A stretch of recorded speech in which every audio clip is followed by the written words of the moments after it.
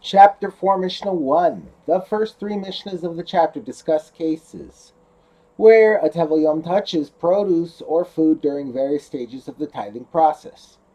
As we have learned, a Tevul Yom who touches Terumah renders it pasul.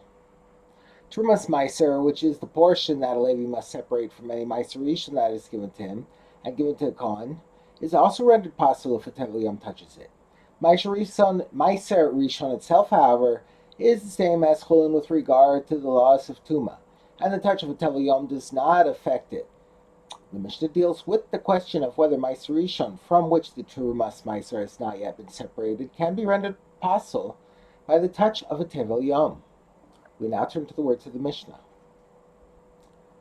If one has food that is Meiser Rishon, which had previously been rendered prepared for Tuma through being made wet by one of the seven liquids, and a Tevul Yom or someone's unwashed hands, which are Tameh at the level of a Sheni, touched it, the Meiser Rishon is not affected and remains Tahor. Therefore, we must still separate Trumas Meiser from the Meiser and Tahara, that is, without allowing anything that will make it Tameh to touch it, although Trumas Meiser would be rendered pasul by the touch of a Tevul Yom or unwashed hands. Meiser Rishon, from which Trumas Meiser has not yet been separated, does not become pasul, in spite of the fact that it still has the Trumas Meiser within it. The Meiser is thus still Tahor, and care must be taken that the Trumas Meiser does not become pasul when it is separated.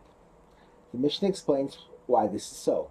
For the Meiser that is touched by the Tevul Yom or unwashed hands would only become Tameh as a Shlishi, since the Tevul Yom or unwashed hands are Tameh as a Sheni, and a Shlishi is Tahor in the case of Chulin foods.